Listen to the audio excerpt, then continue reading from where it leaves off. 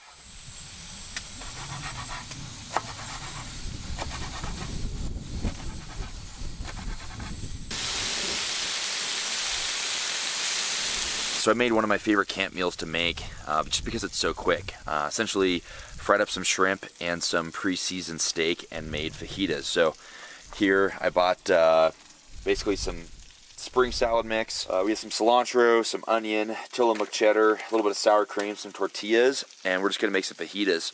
I bought this tactical fire pit that I'm about to light up here at Overland Expo, and it's been one of my favorite things that I've gotten recently. It was actually pretty cheap. I think it was like 90 bucks. Like, I don't know, I guess for a small ammo can, you could argue whether that's cheap or not, but we're in a fire ban currently. However, gas stoves and things are allowed, but it's a lifesaver because otherwise I wouldn't be able to make a fire out here. So I'm gonna kind of dish this up real quick and then get the fire cranking.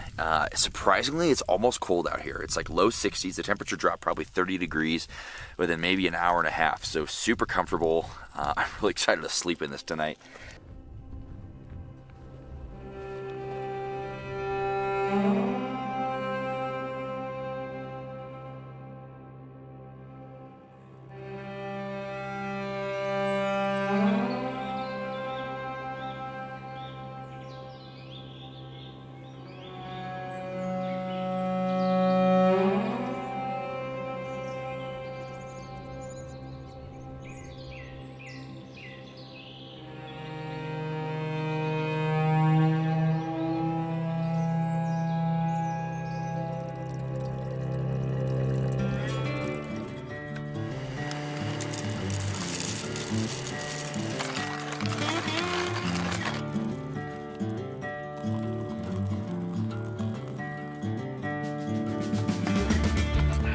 Coffee. That's how you have to start your day. Well, just as soon as I had almost forgotten that it was the middle of summer in the desert, the sun finally came up high enough to hit this area, and the temperature rose probably like 30 or 40 degrees. So it's almost probably 80 already. I decided to forego breakfast, put everything away, got the rooftop tent closed. By the way, if you guys are new to the rooftop tent game, highly recommend you get in the habit of closing the tent as one of your first things you do in the morning, at least in the summer months, because it is miserable trying to close it when you're just getting beat down by the sun. So I would like to get an early start on the day here. It's only about 7 a.m. So Jeep's all packed up. We're gonna start up, head down the hill, and I will see you guys in the town of Wonder.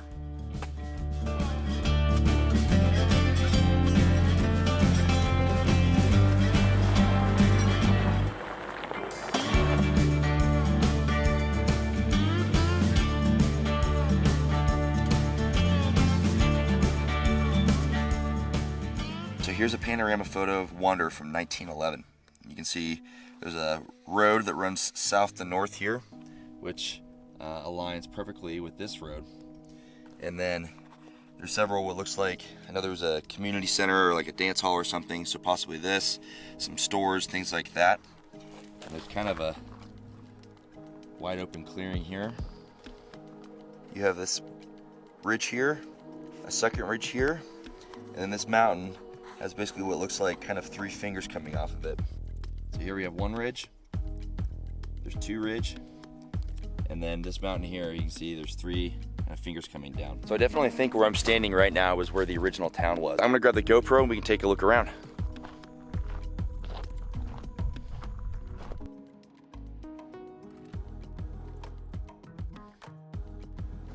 Oh, this is actually a piece of metal.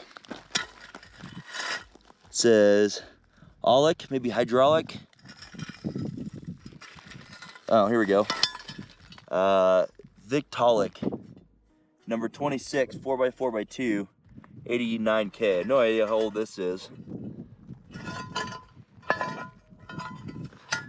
So one of the things that I think is a little strange, all of this rock here is clearly from, it's tailings. It's all the excess from the mine. And again, I don't know how on my camera here how easy this is to pick up, but if you look down there, you don't have any of this rock. Even if you look up on the mountainsides here, you don't have a bunch of loose gravel like this. And additionally, in the historical photo, you do not see really a hill where these buildings were. There's like this perfect hill built up, and we're on top of one here, right? Because you can see the elevation drops down below. So I am wondering, and again, I'm curious what your guys' thoughts are. I'm wondering if at some point, either there was a mine here and this is all tailings, or this just got moved over here, but the original foundations of these buildings got covered up by all this rock. However, unfortunate for the town, but I can already see some structures left up on the hill of Wonder, which is where the mine was. And I can already see that it was a huge operation because literally like half the side of the mountain is gone. I got back in the Jeep and started to drive up the mountain to head towards the mine, but I kept spotting relics appearing like headstones out of the sagebrush, so I made several stops along the way. Big old stake right here. Nothing marked on it. We got some old cans.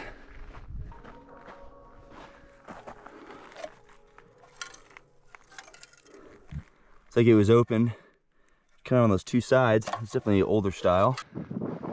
Let's see what we got here. Certainly marked out. Oh, we gotta get a big hole in the ground.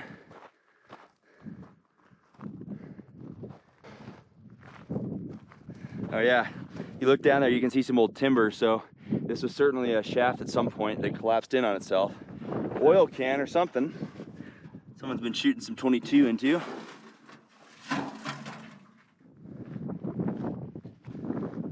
Interesting colored dirt. It's almost like reddish or purple. Oh man, yeah, there's another one. Oh wow, check this out. I didn't even see this. Kind of an old foundation here. And another one right here. This is definitely older. You can see they used concrete and probably some of the mineral, or some of the rock rather, that they had around here, and built these stanchions. And here's one right here. And then here's this foundation up here. And they had all these through bolts set into the concrete. So whatever was here was probably a decent size. Clearly something that was built right into that mine shaft. And check this out. If you look up at Wonder Mountain now, you can see just how much of the side of that mountain has been excavated. I'm really excited to get up there. Oh, guys, check this out. This is an old piece of pottery of some kind. Some writing on it. Oh, it says Edison. Some kind of old bulb holder, or what do you guys think? Feels like porcelain, to be honest. Got a bunch of old bricks. A lot of trash here too. I don't know what a-hole would have felt that they need to leave all this stuff, but these old cans. Check out these bricks. NOI. Oh, this is cool. Here's an old bottle.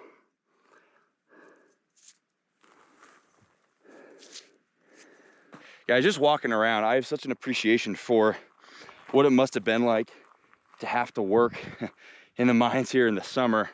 Honestly, underground's probably the most comfortable place to be because it is freaking hot. And to just constantly be exerting yourself up here. And for perspective, you know, we're up at probably about 6,000 feet or so, and there's no water here. They had to, I think I read, they had to bring in water from over 10 miles away, which is kind of funny because we found water yesterday at Horse Creek Camp. It's probably only about 3 miles as a crow flies that way, but there's probably some other extenuating circumstances that maybe made that not feasible. We're walking back towards the Jeep. I really don't want to waste too much more time before we get up to the mine because I know there's going to be a lot of cool stuff to explore up there. And as I was driving, I saw what looked like a foundation. And when I look at the old photo here, there's this little tiny house that is basically at the, you know, right at the base of this hill. Well, that hill is right here. And I think the foundation for whatever this little house or hut was right here. We walk around, you can see all this rock built out here.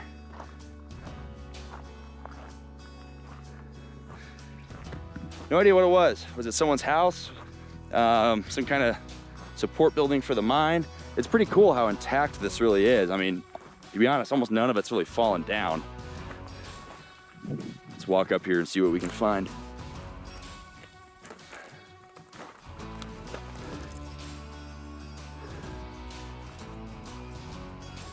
That is a piece of a plate, some kind of plate or dinnerware or something. Another kind of tin right here. An oil can of some kind. So here's a can, and you can see it was a pull top. It says, dispose of properly. Well, I don't think this is quite what they had in mind. Please do not litter. Got no telling what it is. Do you guys know off the top of your head when they started making pull tops like this? I want to say this is actually more recent than you'd think, maybe like the 60s or 70s.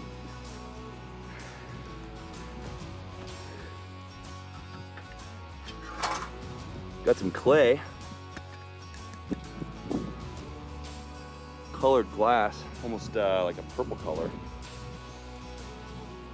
Oh wow, check this out.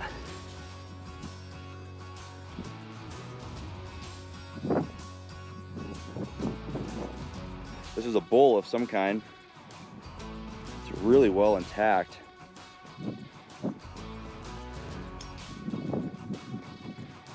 All right, well, I see some old buildings and structures up there, so we're gonna head up the hill. I thought this was kind of neat. Little outhouse. It says Haas 1018 Sisters. Well, I don't think I can say that, but you guys can read it at least. Wonder, Nevada. Unfortunately, this thing's seen better days.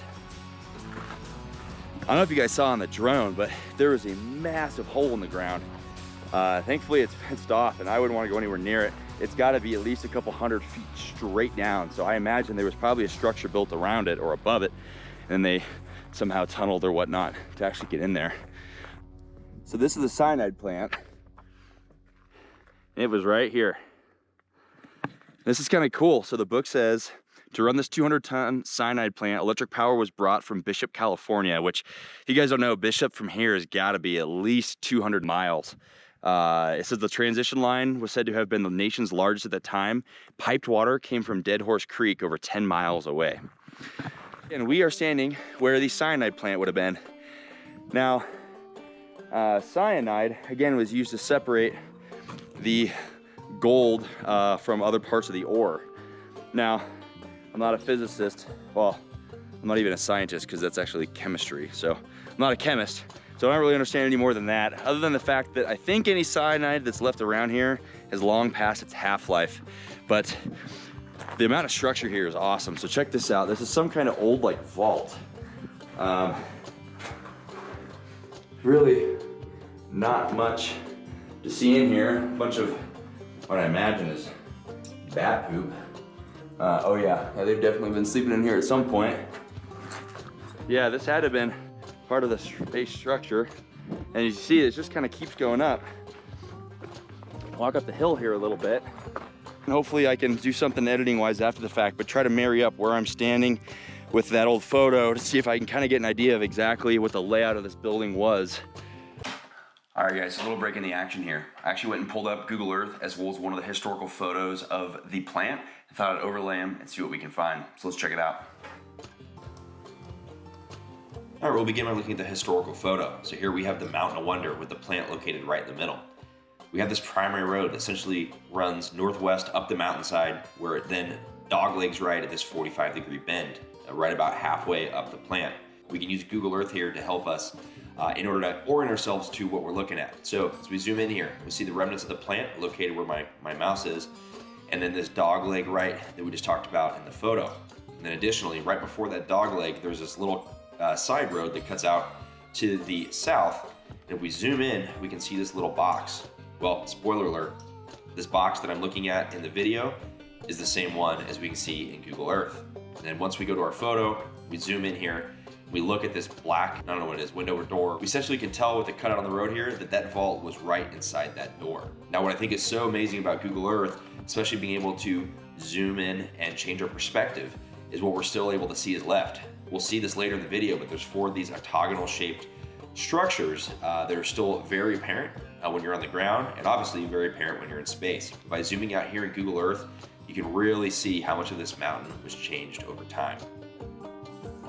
All right, enough of that. Let's get back to the video. Look at this, guys. I hiked up most of the mountain, and look, I mean, how much of this mountain is just gone. You can see there's a big shaft way down there, and out there is where we just were yesterday, Dixie Valley. In fact, a thunderstorm came right over that peak there. Whoa, yeah, check that out. Certainly collapsed in, but you can see there's a timber frame right up there. And at some point, this was probably an entire walkway. You can see there's timbers going across the entire area there.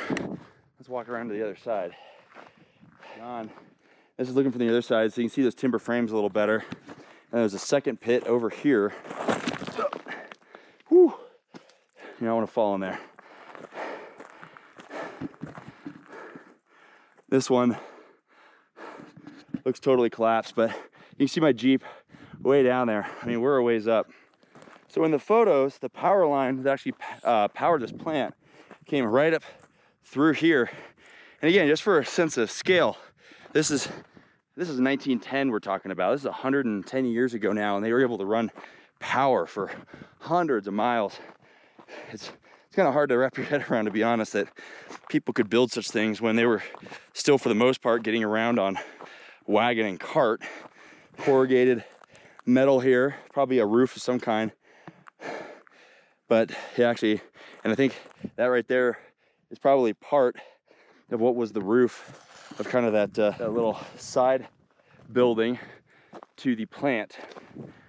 I'm sure the winters were probably unbearable. But honestly, even right now, it's cooled down a ton. I mean, we're being up at 6,000 feet. It's probably the mid 80s. So you're up at altitude, that makes working up here harder, but you can adjust to that. Heat's a pretty hard thing to really acclimate to, but it is certainly more comfortable here than it was in like Dixie Valley, which is probably 2,000 to 3,000 feet below us at this point. You look right here, you can see that's basically the uppermost part of the foundation of the cyanide plant. And this road, this probably wasn't here, but you can see a bunch of pipes right here, which I'm sure were water. And from the photos I gather, a whole lot of this mine we really can't see because a lot of it was operated underground. You can almost see like a line of where the foundation was, or it's certainly not a water line, but it basically goes right in line with where that pipe was. All right, I'm gonna attempt to hike back to the Jeep through the cyanide plant, and hopefully we don't fall down the side of this mountain.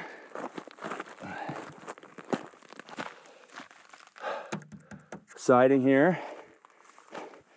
I mean, just look how big these stanchions are.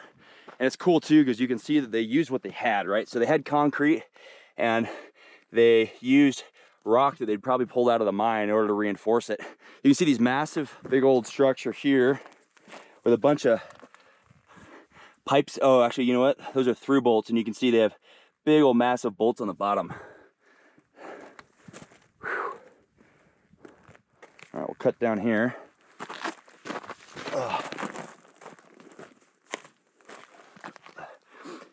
See, there's something weighed a lot here.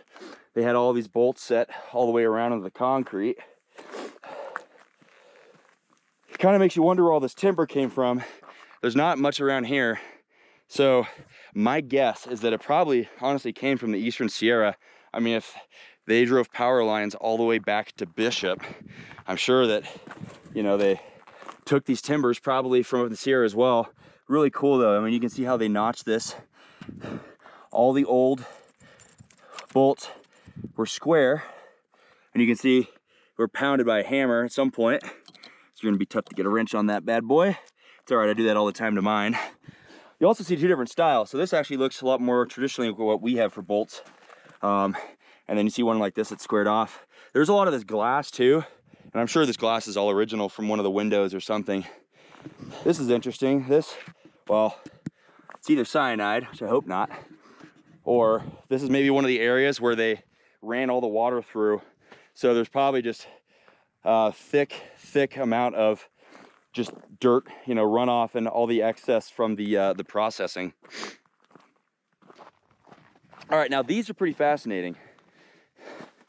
They are 1, 2, 3, 4, 5, 6, 7 octagonal shaped. Is that the right word? 8 octagonal? Yeah, we'll go with that. Octagonal shaped foundations.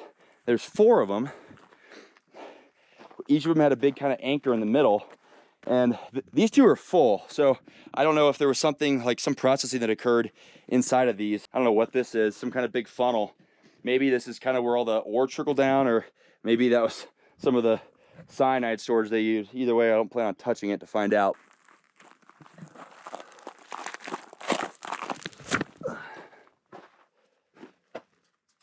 Wow.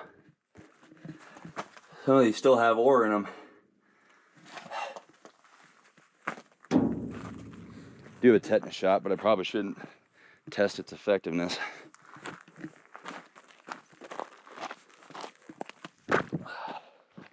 Oh man, guys, this was so much fun. This is the culmination of a couple-day trip. And while I am disappointed that, you know, I wasn't able to find any of the remains of the town, the gold mine will probably be here for hundreds and hundreds of years.